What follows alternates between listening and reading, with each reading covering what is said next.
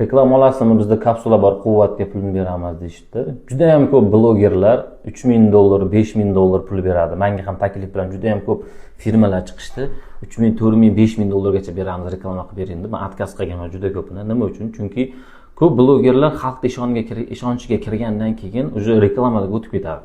Ya'ni har xil reklamalar, shunga o'xshagan narsalar reklama qilib chiqadi, pulini bersa bo'ldi. Lekin u odam oldi, ichdi, nima bo'ldi, ertaga nima bo'ladi, ichgandan keyin qanaqa holatda degan narsalarni hech kim o'ylamaydi. Mana misol uchun juda ham ko'p firmalar mana uyda boshqa narsalar reklama qilishyapti va o'sha narsalar talabga, reklamasiga javob bermaydi. Biz har tomonlama misol uchun bu narsani tekshirib, o'ylab chiqib va bu narsalarda xalq qanaqa deydi, nima deydi, hamma tomonlama qilib keyin bu narsani reklama qilishimiz mumkin. Atak juda ham kamdan kam reklama olamiz. Shuning uchun yaqinda bitta firma taklif bilan chiqdi. $5000 beraman, shu narsani reklama qilib bering deb. Yo'q. Biz umuman pashta reklama qilmayman bilsalaring.